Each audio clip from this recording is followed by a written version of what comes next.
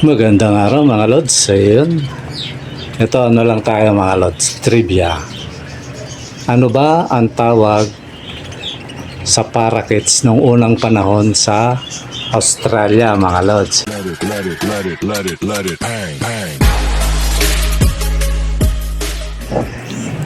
Magandang araw mga lods. Ayun. So ngayon mga lods, ano muna. Lagi ko lang isisingit yung ano. Mga lods, ano yun, yung raffle natin, ano na natin, para pag ano, sa sunod na taon na tayo magpaano, patal, ano na yun, November, December, sunod na taon na tayo mag ulit-ulit. Siguro, magpaparami muna ako. Tapos, yung mga, ano, pag talagang marami na, siyempre, i-out natin yan. Pero yung talagang gustong pumunta rito para kumuha, okay lang naman yun mga lods. Pero yung mga deliver, pwera kay yung kausap ko, kung tawagin si Boss J, yan, shoutout sa'yo lods. Pwera sa kanya kasi deal na yun naka-deal na kami, okay na yun.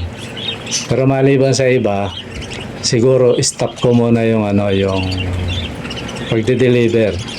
Parang totally paparamihin ko muna. Di ba sabi ko naman sa inyo, kaya lang napilitan lang akong kasi nga, siyempre, pumunta yung mga tao rito, kaya lang naman tanggihan mo mga lods. Tsaka patuka yun mga lods. Pag may kukuha, bibili, madaling salita. Ibig sabihin nun, patuka ng mga alaga natin mga lods. So nakita niyo naman siguro dun sa huling video ko, di ba, no? Bumili ako ng mga patukaan nila, tapos 2 galon halos, 10 kilos yun mga lods. Tapos 2 kilong na Integra 2000. So ganun lang yung ikot ng natin mga lods. Kaya yung yung talaga interesado, siguro pumunta na lang. Pero ito, paalala mga lods, paalala lang, hindi naman sa tumatanggi tayo. Pag po wala po kayong transaksyon sa akin, huwag ko kayong basta-basta pupunta rito kasi minsan wala ako dito. Baka masayang ang punta nyo. At saka po karamihan dito, bumibili ng ibon. Yun po yung nakikipag siguro, pag yung talagang pag nandun na tayo sa o kaya pag maayos na yung natin. Pero sa mga lods, limitado Kasi sa totoo lang, eto yun mga lods. Pag may pupunta rito, nahihiya ako na isa hindi mo man lang mapakain, mga lods. Di ba, no? Hindi mo man lang kasi wala rin ako mga lods. Di ba, no? Kaya siguro, pinaka rito, di naman bawal pumunta. Pero makipag muna kayo sa akin. Makapag-usap kayo ng sa messenger. Kasi mga lods, ganito, for security rin, hindi naman kasi basta lahat, di ba, kahit naman siguro kayo, tinatanggap nyo yung taong hindi nyo, siyempre, uuriin mo muna, di ba, ganyan yan, mga lods, hindi ako nang discourage ng mga tao.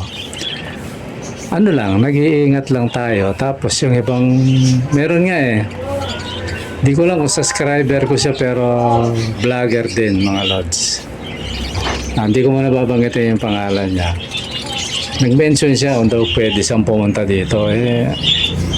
Siguro hindi niya napapanood yung mga video natin na madalas kong sabihin na bago ka pumunta dito, makapag-transaksyon ka. Tsaka yung pag-uusapan natin, gano'n mga lods. Kasi kung malaki na yung channel ko mga lods, talagang maglalaan ako ng dyan. Baka nga mag-live ako di ba, para sabi mag-usap-usap tayo. Pero sa ngayon mga lods, parang naghahabol pa ako mga lods. Kaya pasensya na kayo. Siguro kung may pupunta kayo rito, chat muna kayo. Tapos tatanungin ko ano po ang di ba, no? Ano po yung reason? Kasi mga lods, bahagi ng pag-iingat ko rin yun. Baka mamaya, napapapasok natin. Kahit sabihin mo mahirap lang tayo, maling tao na pala. Mahirap yun, mga lods. Kaya minsan nagpapaano ako sa mga tambay dyan Ah, ano nyo muna bago nyo pa diretso sa akin. Siyempre, mahirap yung mga lods. Alam naman natin sa panahon ito, walang pinipili yung masasamang loob. Ano yun natin to mahirap yun. Kaya totally may mga unang tao na akong ginano, di ba kinikwento ko naman sa inyo. Iba, binlock ko ng tuluyan kasi hindi maganda yung para may kutob ako hindi tama, kaya pasensya na sila o kayo rin mga lods, pasensya na kayo. Siyempre tao tayo, may pakiramdam tayo Pag naman ba nakausap ko yung tao, kaya nga gusto ko pag tatawagan ko at least pag halimbawa may balak na hindi tama naka-record yung video mo sa akin, di ba? Nire-record kayo mga lods. Hindi ka pwede magkailang hindi mo ako kinausap. Ganun lang yan mga lods. Bahagi ng pag-iingat yun. Siguro naman kahit kayong nasa kalagayan ko mga lods. Siguro yun lang yung maintindihan nyo yung mga lods. Lagi ko naman sinasabi yun. Chat muna kayo. Tapos siyempre kukwentuhan ko kayo kung tama bang tao kayo o mali. Pero awa naman ng Diyos, lahat naman ang pumunta rito mga lods na-sense ko mga babait naman mga lods. Diba mga lods? Okay, tuloy na tayo doon sa natin. Pahaba na tuloy ako. So yun, tuloy pa rin yung raffle natin mga lods. Sa sunod na taon na tayo magano. Kaya na kayo mga lods, entry na kayo para maibola tapos stop muna natin. Ganun yung natin. Okay? So ngayon mga lods, ito yung yung gusto kong ipunto. Yung kahapon, nung isang, basta kasi minsan di ako nakakapag-vlog Basta yung last video ko, di ba, tinatanong ko kayo kung gusto nyong itapik. Ngayon, walang nag-response, maaaring hindi doon ang nyo, di ba, no? Hindi naman lahat siguro. Kasi sa totoo lang, napakagandang topic yun. Pero, siguro ang gawin ko na lang, para maano ko sa inyo, ma-discuss ko, gagawin ko na lang trivia mga lods. Yung mga bahagi na pampakilitin ng imahinasyon nyo na lang ang ko.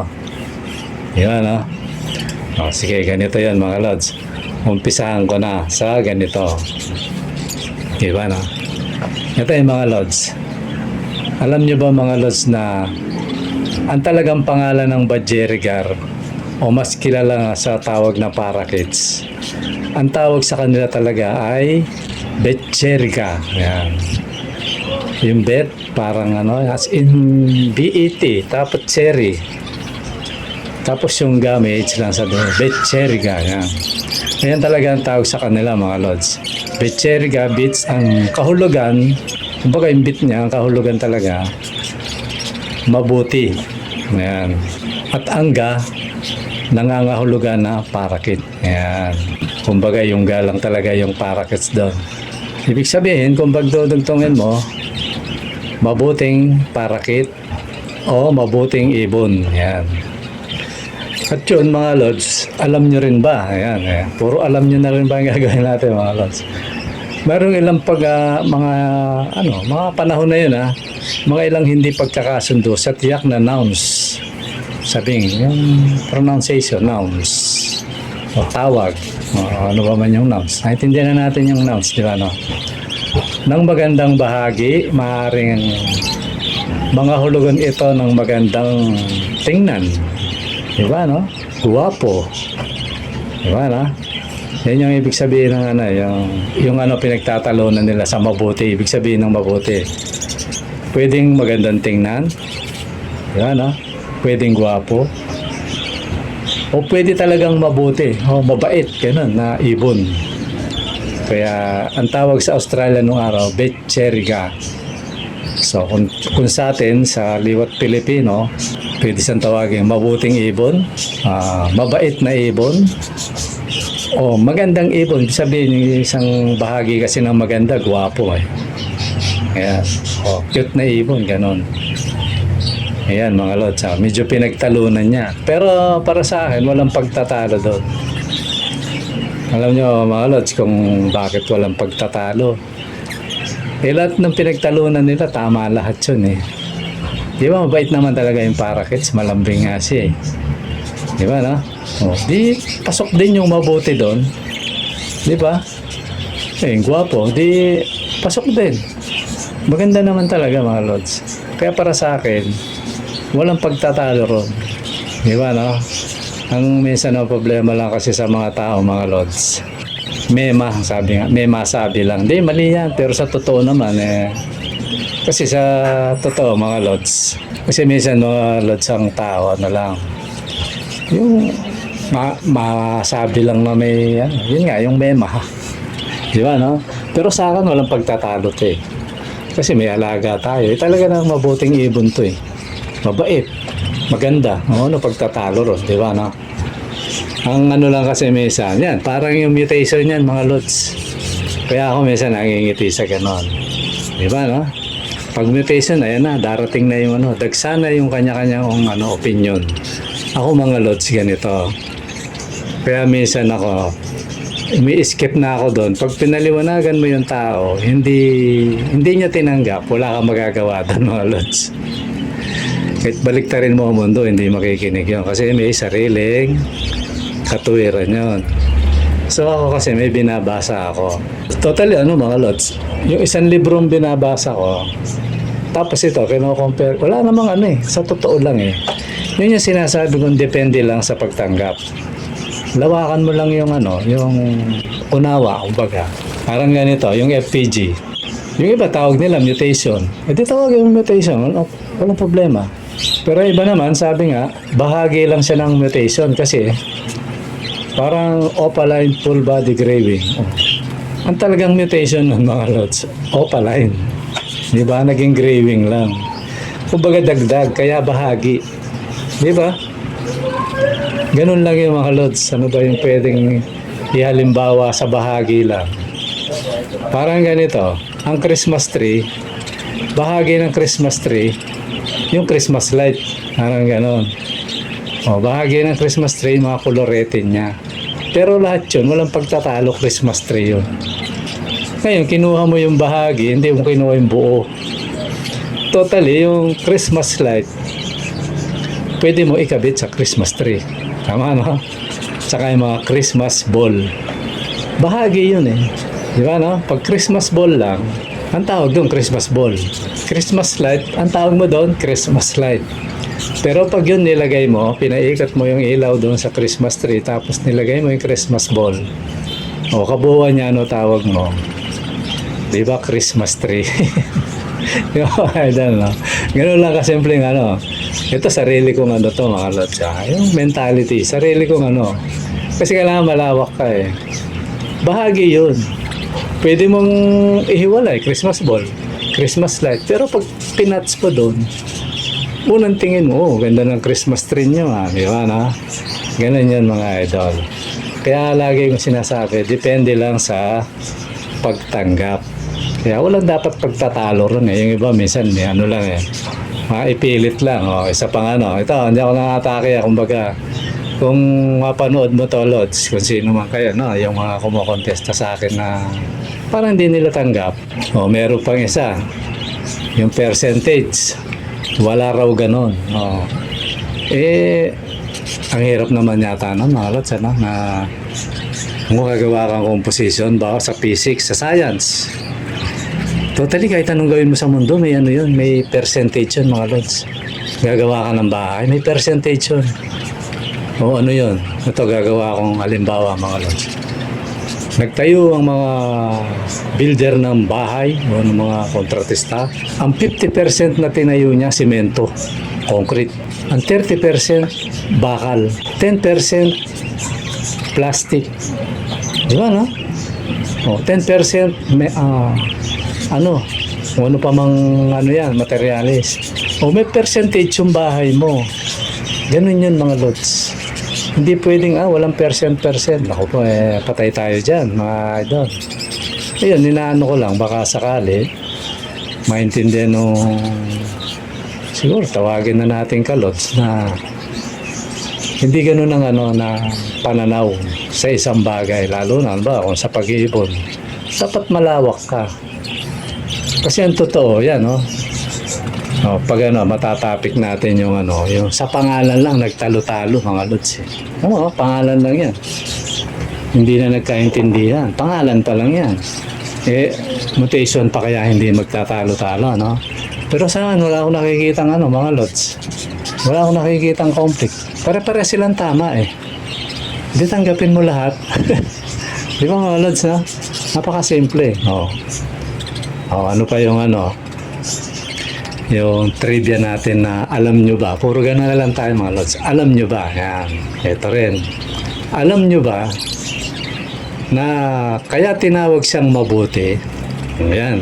Tingnan nyo kaya may mga reason eh.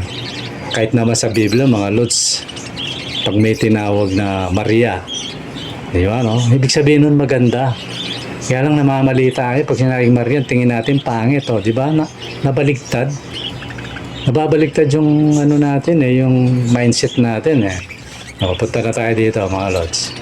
Kaya tinatawag silang mabuti dahil ang mga ibon na to na kawan ng mga budgie o parakeets ay nagpapahiwatig ng isang mahusay na supply ng tubig. Isang kapaki-pakinabang gabay para sa mga katutubong Australiano. Bakit nasabing mahusay na supply ng tubig? Ito mga lods, sa National Geographic yata, hindi ko matanda kung anong klaseng parting Africa yan eh. Meron silang sinusundan, yata, elepante mga lods. Parang ganito yun na yung mga ibon na to, susundan mo.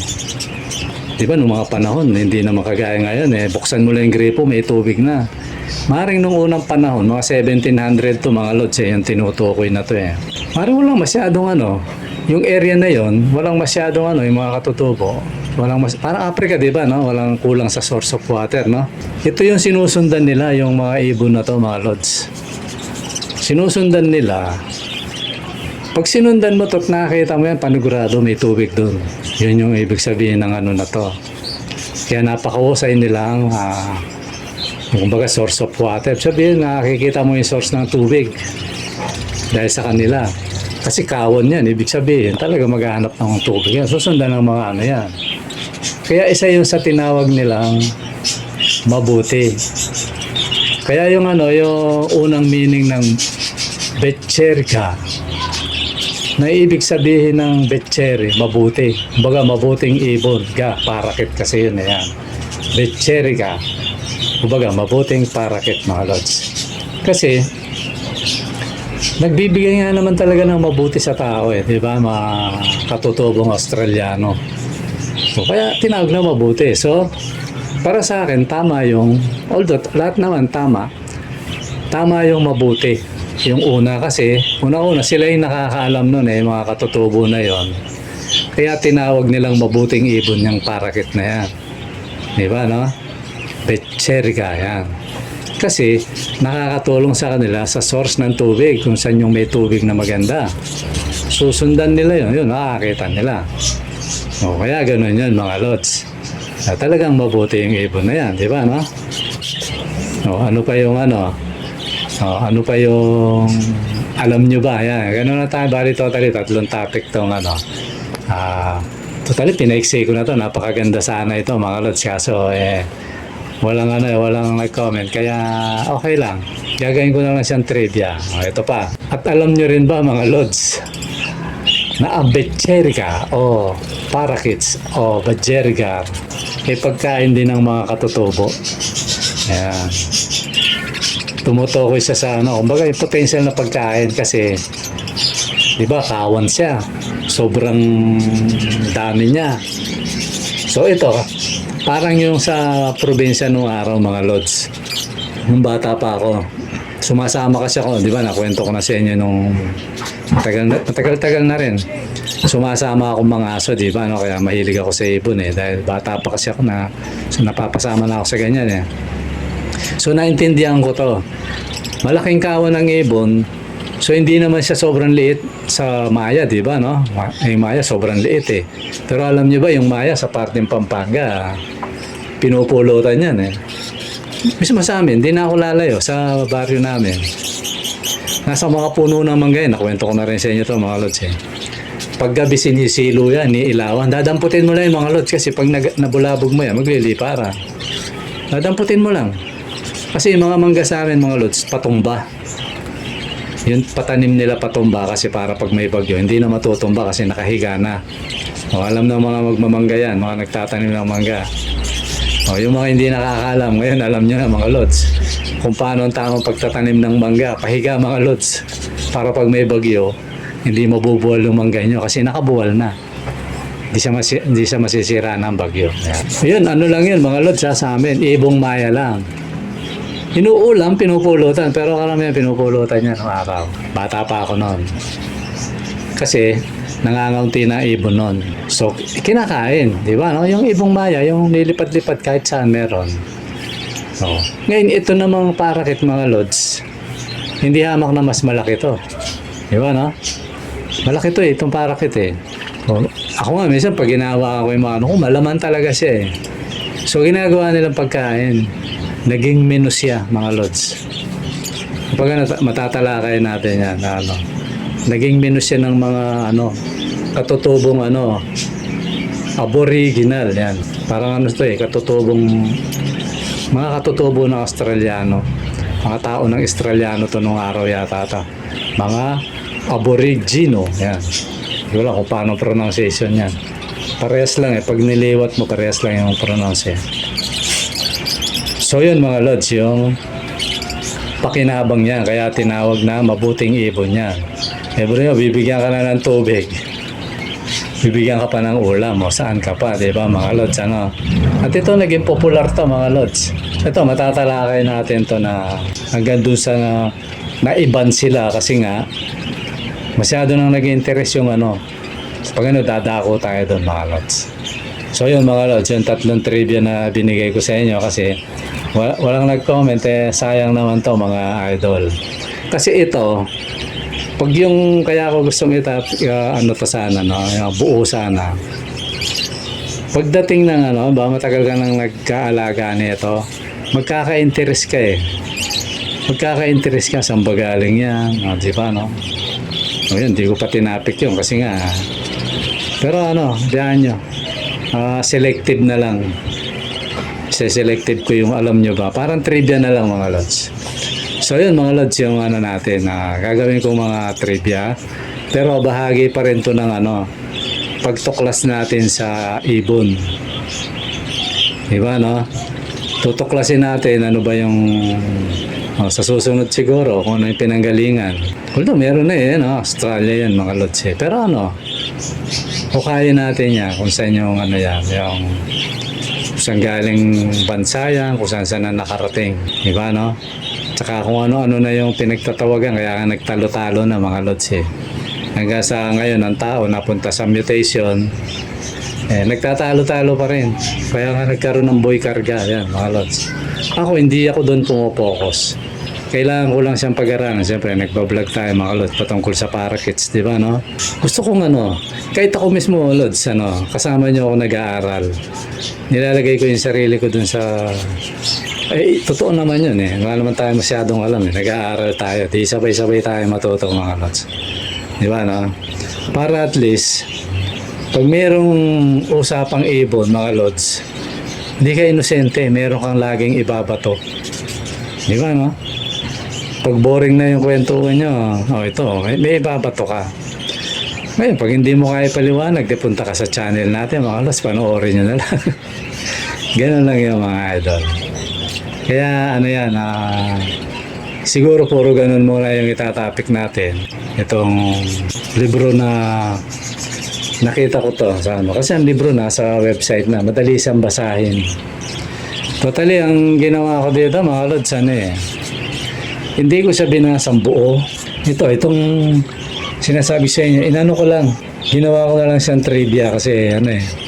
Naintindihan ko yung ibang kaibon natin parang boring sa kanila to eh. Pero sa mga gustong maintindihan yung parakeets mga lods yan. Tama yung channel na pinasok nyo. Yun, lalo na si ano, shoutout pala sa iyo ano. Madam Sir Christian. Totally si Madam yun eh.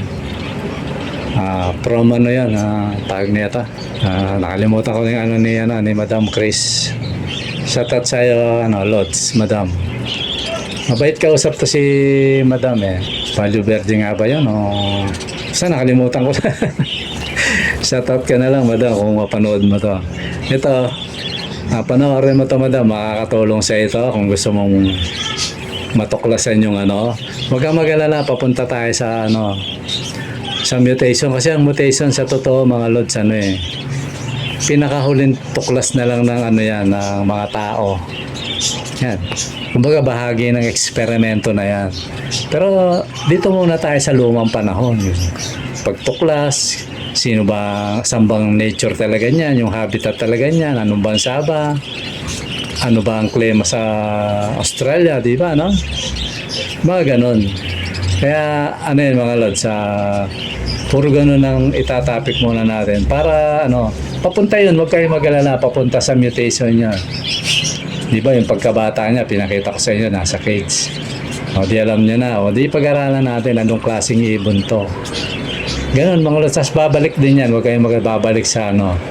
Pumunta muna tayo kasi sa wild, eh. Tapos, papunta tayo sa captured. Sabihin nyo, mga ginawa ng pet ng mga tao.